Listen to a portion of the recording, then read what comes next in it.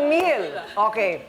Paano ba dapat harapin yung mga taong medyo nagmamalabis, pero ayaw mo makasakit ng damdamin? Pwede naman bigyan ng palugit, di ba? Para hindi naman tayo masyadong cruel or masyadong mapang-api. Siguro unang-una, no, kung tayo magpapatira, except siguro pag relatives, magsiset tayo ng boundaries na umpisa pa lang sasabihin natin na, uy pagdating dito at least kailangan maglinis tayo. Tsaka alam niyo naman, bawal na bawal dito ang mga lalaki, yung mga ganon. Pag nagsiset kasi ng boundaries at tsaka limitations, kahit pa paano, alam mo kung ano yung ititira mong mali sa kanya. Dahil kasi pag ang nangyari, meron siyang ginagawang pang-aabuso, parang wala ka naman sinabi na bawal to eh. Wala kang sinabi na bawal kumuha ng pagkain. Sinabi mo nga para sa lahat eh. Di ba parang yung ganon? So nakikita mo unti-unti na umaabuso pero wala kang magawa dahil hindi mo binigyan ng pagkakataon na mag-set ng boundaries, ng limitasyon.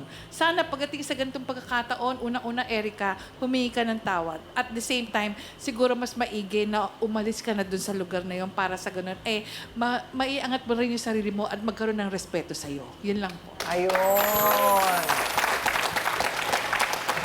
Attorney, yung karapatan naman ng mga bata.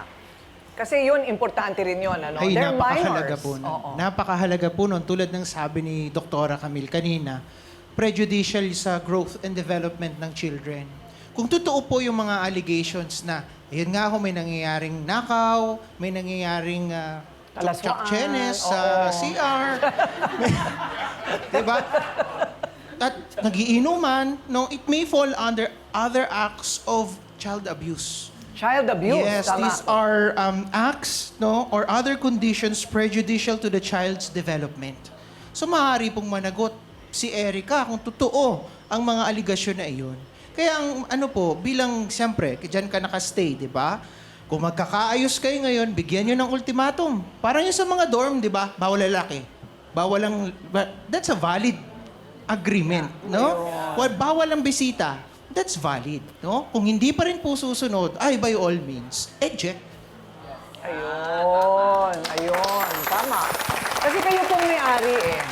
Kayo pong may-ari. Sa totoo lang, di ba, Erica, simple lang naman ito. Siya yung may-ari eh. So, patakaran niya ang masusunod. Yun nga lang, nasira nga yung pader ng CR.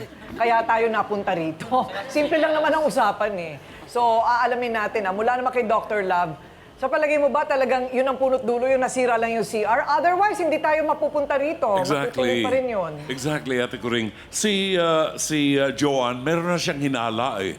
Pero ang problema lang, Joanne, hindi ka nagkaroon ng solid na ebidensya na magpapatunay na may ginagawang kahalayan si Erica.